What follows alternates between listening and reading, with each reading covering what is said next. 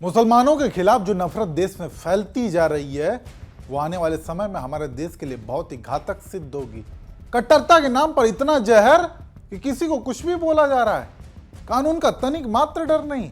मैं आपको सीधा सीधा क्लियर कट मैसेज देना चाहता हूं कि अगर मुस्तफिजुर रहमान आईपीएल खेलेगा तो मुस्तफिजुर रहमान को भी पिटाई लगाएंगे और शाहरुख खान को भी पिटाई लगाएंगे। जो बचा सकता है बचा लेगा, देख लेंगे। क्लियर कट दोबारा बोल रहा हूं, अगर मुस्तफिजुर रहमान 2 करोड़ आईपीएल में खेलेगा तो जिस मैदान में खेलेगा उसी मैदान में मारेंगे और शाहरुख खान को भी मारेंगे अगर अपनी टीम में खिलाएगा। देखा आपने किस कदर जहर भर चुका है मुसलमानों के प्रति।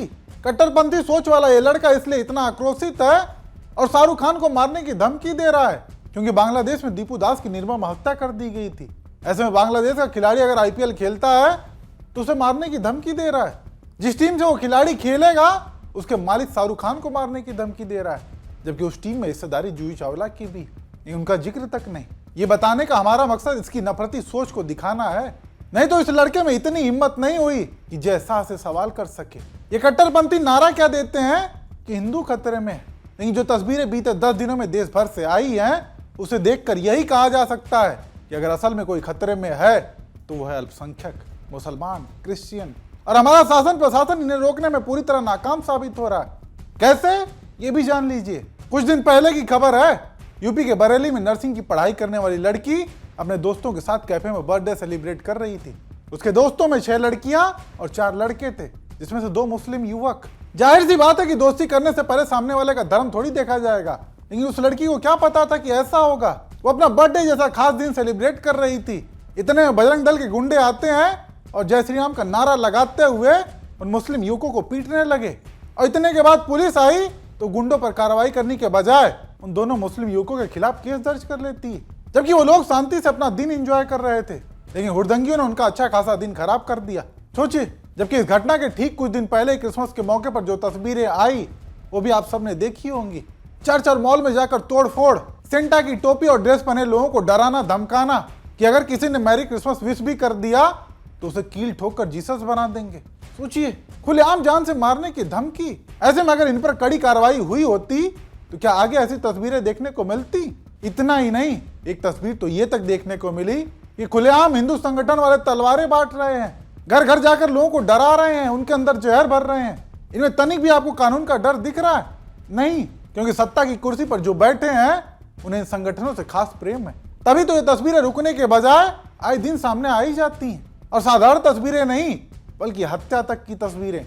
उत्तराखंड में एंजल चकमा के साथ जो हुआ वो सबने देखा। वो छात्र त्रिपुरा से उत्तराखंड पढ़ाई करने आया था, लेकिन उसे इतनी कट्टरपंथी सोच वालों ने चीनी और चाइनीज मोमो कहकर उसकी जान ले ली। जबकि अब पता चला है कि उस छात्र के पिता बीएसएफ में कार्यरत हैं।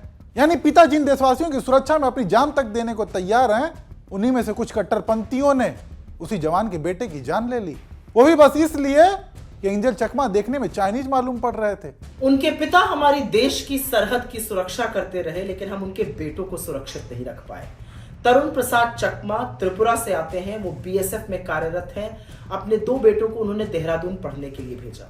देहरादून में कुछ लफंगे, कुछ दरिंदों ने उनको चीनी, चिंकी, मोमोज कहकर चढ़ाया और उनका भद्दा मजाक उड़ाया। उनके बार बार ये कहने पर कि वो भारतीय हैं, उन्होंने उनकी एक नहीं सुनी और बड़े बेटों को चाकुओं से गोद डाला।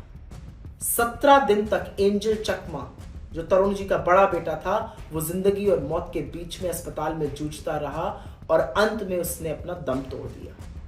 सोचिए एक बार, आप सड़क पे घूम रहे हो और सड़क छाप गुंडे आकर आपसे आपके भारतीय होने का प्रमाण मांगे, आपसे अभद्रता करें, आपके रंग रूप पर विशेष टिप्पणियां करें और उससे भद्दा मजाक करें और फिर हिंसक होकर आपको चाकुओं से गोद डालें। ये सोचने में जितना विभत्स लगता है, एक बार सोच कर देखिए जिसके साथ ये हुआ होगा उस पर क्या बीती होगी। ये जो नफरत है, ये हिंसा, ये भेदभाव की आग सब कुछ स्वाहा कर देगी। इसको पनपने का, इसमें घी डालने का, इसको हवा करने का काम सत्ता के कारोबारी कर रहे हैं। लेकिन एक बार सोचिएगा, ये आग पूरे देश में धधक रही है और पूरे देश को स्वाहा कर देगी। और इस तरह की घटनाएं रुकने के बजाय आए दिन सामने आ रही हैं। कहीं किसी मुसलमान से जबरदस्ती जय श्री राम बोलने को कहा जाता है तो कहीं वंदे मातरम, और ना बोलने पर उन्हें डराया जाता है, धमकाया जाता है। वीडियो बनाते हो भाई साहब? बोलना एक बार जय श्री राम, जय श्री राम। नहीं बोलोगे? क्यों नहीं बोलोगे? वक्त जय श्री राम बोल लेगा भैया। जय श्री राम बोलो भाई। अरे भाई जय श्री राम बोल दो। अरे जाओ यार, तुम काम करो। क्यों? अरे भाई सुन, इधर देख, जय श्री राम बोलेगा तू 2-3 दिन में। सोचिए, ये लोग कहते हैं कि हिंदू खतरे में है, जबकि देखने को क्या मिला कि उस मुस्लिम कैब ड्राइवर ने नौकरी ही छोड़ दी। मेरे साथ में बदतमीजी की, ये दाढ़ी पकड़ी थी, चाटे बाटे ही मारे थे मेरे साथ में लोगों ने। अब भविष्य में तो मैडम देखिए, मुझे अब घर पे ही बैठना पड़ेगा, है ना। मैंने तो ये सोचा था जब तक अल्लाह ने हाथ पैर चलाया चलाता रहूंगा, है ना। अब ऐसी घटना हो रही है तो मुझे गाड़ी अपनी बेचनी पड़ रही है मैडम। अब तो थोड़ा सा दिल दुखी हो गया ना, देखिए डर भी लगता है, देखिए, है ना। उम्र भी नहीं है अपनी, देखिए।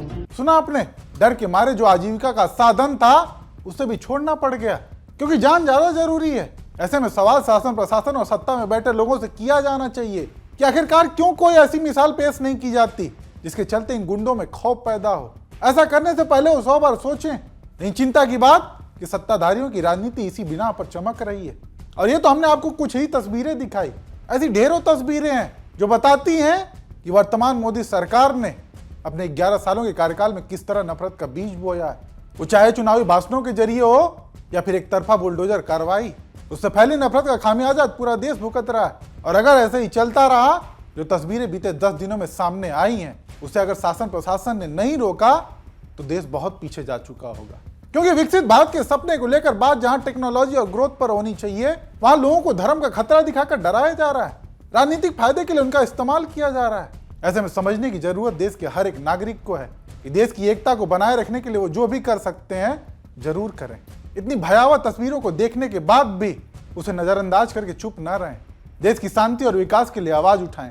बाकी हाल के दिनों में जो तस्वीरें देश भर से आई, उसकी असल वजह आप दर्शक क्या मानते हैं, कमेंट करके जरूर बताएं।